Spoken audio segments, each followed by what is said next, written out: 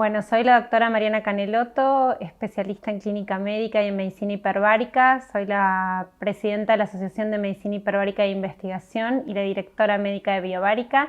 En esta oportunidad vamos a hablar sobre los fundamentos científicos de la medicina hiperbárica, los que avalan su utilización y sus indicaciones médicas. En un principio, comencemos hablando de qué es una cámara hiperbárica. La cámara hiperbárica es un dispositivo médico que se utiliza para realizar tratamientos con oxígeno a presiones mayores a 1.4 atmósferas. Hay diferentes tipos de cámaras hiperbáricas. Las cámaras monoplazas, como la que les estamos indicando en esta imagen, está formada por una cabina. Es una cabina hermética que se cierra por completo, la cual va a ser presurizada por un gabinete de un compresor y un concentrador de oxígeno, que es el que va a administrar el oxígeno al paciente. El paciente dentro de la cámara va a respirar oxígeno al 100% y el compresor va a estar generando el aumento de la presión adentro de la cámara. Esto nos va a permitir lograr un efecto hiperbárico. El efecto hiperbárico es: aumentamos la concentración de oxígeno que el paciente va a estar respirando, oxígeno al 100%, y vamos a aumentar la presión del aire adentro de la cámara, el ambiente, la presión ambiente, a 1.45 atmósferas. Eso se llama hiperbaria. Estos dos factores juntos, que ahora vamos a explicar sus efectos fisiológicos y cómo funcionan, lo que van a lograr es una fuerte hiperoxia. Van a lograr un aumento del oxígeno disuelto en sangre que me va a permitir alcanzar tejidos poco irrigados y producir efectos fisiológicos y bioquímicos en nuestros tejidos. Hay dos leyes físico-químicas que explican este proceso de incorporación del oxígeno a los tejidos para formar parte de la fisiología del oxígeno. Una de ellas es la ley de Dalton, que es la que habla que las presiones de una mezcla de un gas es igual a la suma de las presiones parciales de cada uno de los gases que la componen. Y la otra es la ley de Henry, la que explica que los gases se disuelven en los líquidos cuando son sometidos a presión. Este efecto es lo que nos va a demostrar cómo el oxígeno sometido a presión que respira el paciente adentro de la cámara hiperbárica va a lograr llegar a todos los tejidos, va a aumentar la cantidad de oxígeno disuelto en el plasma y me va a permitir lograr efectos bioquímicos y fisiológicos en nuestros tejidos. Entonces, nosotros vamos a tener una presión sanguínea de oxígeno aumentada, una mayor cantidad de oxígeno disuelto en el plasma. Esto es independientemente de la hemoglobina. A esto nosotros le llamamos hiperoxia. El oxígeno va a ir directo al plasma y eso es lo que nosotros tenemos que comprender, y no va a utilizar la hemoglobina como medio de transporte.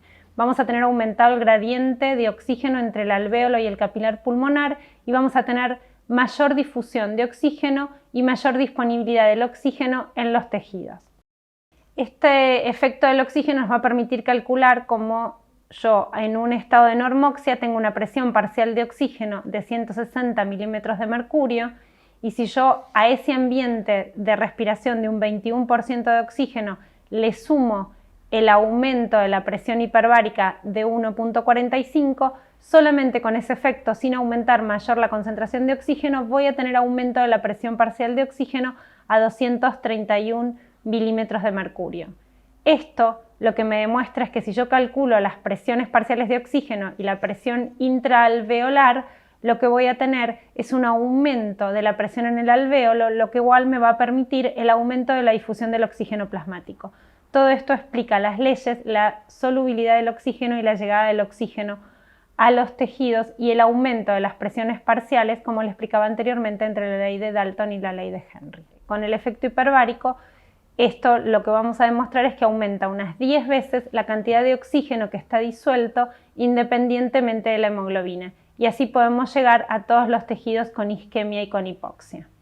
Hay un modelo matemático que nos permite explicar cómo se logra la hiperbaria efectiva. Este modelo matemático es el modelo de Krog, el cual tiene en cuenta la densidad media de los capilares, que varía según los tejidos entre los más vascularizados y los menos vascularizados. Es un promedio de 600 por milímetro cúbico, donde tenemos unos 2.500 a 3.000 en el cerebro, en el riñón, en el hígado y en el corazón, donde tenemos aproximadamente entre 300 y 400 en los menos vascularizados, como los músculos esqueléticos, y menos de 100 como tenemos en el hueso, en el tejido adiposo y en el tejido conectivo.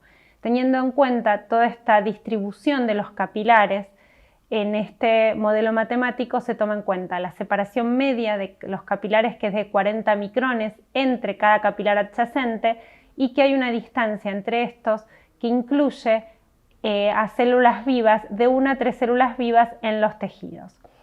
Este modelo de Krog lo que toma en cuenta es los gradientes radicales de presiones que hay, teniendo en cuenta un cilindro donde mide radio en forma longitudinal también, y permite saber cómo es el consumo de oxígeno, la solubilidad y el coeficiente de difusión del oxígeno, teniendo en cuenta el extremo arterial y el extremo venoso.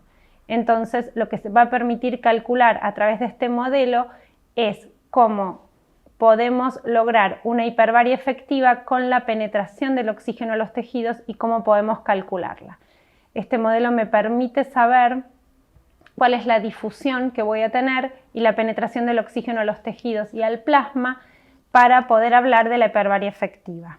Entonces, lo que demuestra el modelo de Krog es que si genero a 1.45 atmósferas una presión parcial de oxígeno de 950 milímetros de mercurio, tomando en cuenta que la presión mínima efectiva para los tejidos es de 20 milímetros de mercurio, como lo expresé anteriormente y lo vemos en el gráfico, la distancia entre capilares es de 40 micrones y hablamos de que hay 1 a 3 células vivas entre capilares en ese radio de penetración. De esta manera está claro que con valores de presión parcial de oxígeno de 950 milímetros de mercurio generados a 1.45 atmósferas, vamos a tener un radio de penetración de 75 micrones con un diámetro de 150 micrones, lo que va a garantizar la llegada de oxígeno a los tejidos y a los capilares, alcanzando a cubrir un gran territorio de células vivas. Bueno, cuando hablamos de aumentar el oxígeno a los tejidos, estamos hablando de mejorar nuestro metabolismo aeróbico. Entonces, todos sabemos que el oxígeno es el elemento esencial para abastecer las necesidades energéticas de la célula, y acá es donde tiene fundamental importancia la acción hiperbárica. Nosotros aumentamos la llegada del oxígeno para que produzca mayor nivel de ATP, aumentamos la producción de energía, trabajamos a nivel mitocondrial en el ciclo de Krebs, en la fosforilación oxidativa, en la cadena de transporte de electrones. Vamos a generar un efecto de aumento de las especies reactivas del oxígeno, teniendo en cuenta que estas son beneficiosas para su acción bactericida y bacteriostática, para mejorar la acción de los antibióticos frente a las infecciones, para la proliferación celular, para la división celular, para la apoptosis y también para mejorar todo nuestro proceso inmunológico e inflamatorio. Este es un ejemplo en donde nuestro sistema habitualmente utiliza oxígeno a través de la vía de las oxigenasas para producir peróxido de hidrógeno y así aumentar la destrucción, aumentar lo que produce nuestro organismo, el efecto del estallido respiratorio, que es aumentar la producción de peróxido de hidrógeno y otras especies reactivas del oxígeno para lograr mayor fagocitosis y destrucción de las bacterias. Luego, nuestro organismo, a través de la catalasa y la superóxido dismutasa, vuelve a convertir ese peróxido de hidrógeno en oxígeno y agua. Y así lo que hace es mantener nuestro nivel de balance entre el estrés oxidativo, o sea, compensa la acción de los oxidantes con la acción de los antioxidantes.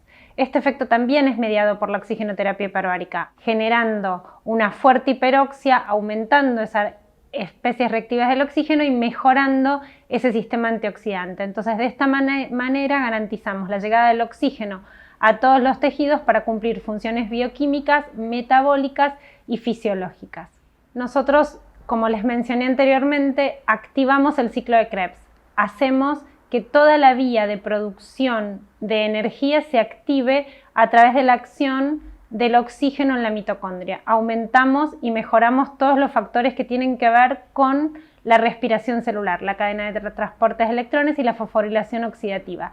Esto nos va a permitir una mejoría de la función mitocondrial y una mejoría de la producción de ATP y aumentar las especies reactivas del oxígeno, como les mencioné. Entonces, el efecto hiperbárico va a estar mediado por un aumento del oxígeno disuelto en el plasma. Si yo tengo un vaso lesionado con una obstrucción, habitualmente, si el paciente no está en cámara hiperbárica, no debería tener oxígeno y empieza todo el proceso de isquemia. En el proceso de oxigenación hiperbárica, aunque el vaso esté obstruido, el plasma está lleno de oxígeno, permite una mejor difusión y llegada a todos los tejidos aún después de la obstrucción, y hay un aumento y un estímulo de la formación de nuevos vasos sanguíneos. Entonces, los efectos fisiológicos que nosotros vamos a tener con esta hiperoxia es una pequeña vasoconstricción que no es hipoxemiante porque hay gran aporte de oxígeno a los tejidos que nos va a permitir reducir el edema y la inflamación. Hay un estímulo para formar nuevos vasos, una neovascularización y una vasculogénesis que es dependiente del estímulo de la médula ósea a través del estímulo del factor de crecimiento endotelial vascular, dependiente del óxido nítrico. Hay un efecto en la osteogénesis, hay un aumento en el estímulo de osteoblastos, hay un aumento de la fosfatasa alcalina, hay un aumento de la incorporación de calcio al hueso, hay una mejoría en la inmunidad celular que está mediada por las especies reactivas del oxígeno y por disminuir la acción de las interleuquinas inflamatorias. Hay un estímulo a nivel del sistema nervioso central con regeneración axonal y periférica, hay una mejoría de la función mitocondrial a nivel neuronal, lo que estimula la neuroplasticidad y las conexiones neuronales en forma efectiva. Hay un aumento de la síntesis de colágeno. Lo que se logra con el oxígeno hiperbárico es hidrolizar la prolina y la lisina y el entrecruzamiento entre ellas para formar un colágeno estable y efectivo bajo el efecto de la oxigenación. Hay una regulación del estrés oxidativo y la respuesta inflamatoria, como les contaba, nivelando ese estrés oxidativo, aumentando el sistema antioxidante mediado por la superóxido dismutasa, la catalasa y la glutatión peroxidasa. Hay una mejoría de la función neuronal y un efecto neuroprotector con neuroplasticidad. Hay proliferación celular y estimulación de las células progenitoras, sobre todo en la CD34, las stem cell de la médula ósea, para todo el efecto del factor de crecimiento endotelial vascular, y está la acción bactericida mediada por el aumento de las especies reactivas del oxígeno y la potenciación de la acción de los antimicrobianos. De todas estas explicaciones fisiológicas, químicas y biológicas, tenemos trabajos que presentan ventaja de la presión media sobre las diferencias en la alta presión. Una de las primeras ventajas más importantes es menor efecto en la neurotoxicidad. La dosis de oxígeno que se genera a 1.45 atmósferas no induce neurotoxicidad y mantiene la frecuencia cardíaca estable, mientras que por arriba de 2 atmósferas la neurotoxicidad aumenta y la frecuencia cardíaca disminuye. Esto es un trabajo que explica cómo hay todo un trastorno en la neuroexcitabilidad cuando aumentamos la presión hiperbárica, cuando sometemos al paciente a una presión atmosférica mucho mayor, con riesgo de neurotoxicidad y alteraciones también en la frecuencia cardíaca. Otra de las ventajas de la terapia con oxígeno hiperbárico a presión media es mayor efecto antiinflamatorio y angioprotector. A 1.45 atmósferas el efecto antiinflamatorio sobre el endotelio es mayor que a 2.4 atmósferas, publicado en varios trabajos y en ensayos, y hay aumento del efecto angioprotector de los vasos sanguíneos dañados. Esto se demuestra por mejor efecto en los tejidos. Y también presentamos ventaja en la angiogénesis efectiva a presión media, en donde la angiogénesis ocurre con un mínimo de 120 milímetros de mercurio de oxígeno transcutáneo. A partir de 2 atmósferas, la angiogénesis probable no aumenta debido a toxicidad del oxígeno del tejido local. Entonces, a 1.45 nosotros logramos superar ese efecto mínimo de 120 milímetros de mercurio sin lograr la toxicidad o la saturación del factor de crecimiento endotelial vascular, lo cual nos permite tener un buen efecto en la formación de nuevos vasos y en la vasculogénesis. Todos estos efectos fisiológicos demostrados tanto a través de las leyes físicas y del modelo matemático de Crom nos permiten concluir que la hiperbaria efectiva se logra a media presión con menos efectos adversos, con misma eficacia terapéutica y con excelentes resultados. Desde acá que se deducen todos los efectos fisiológicos mencionados y las posibilidades de la utilización de la hiperbaria en las diferentes patologías.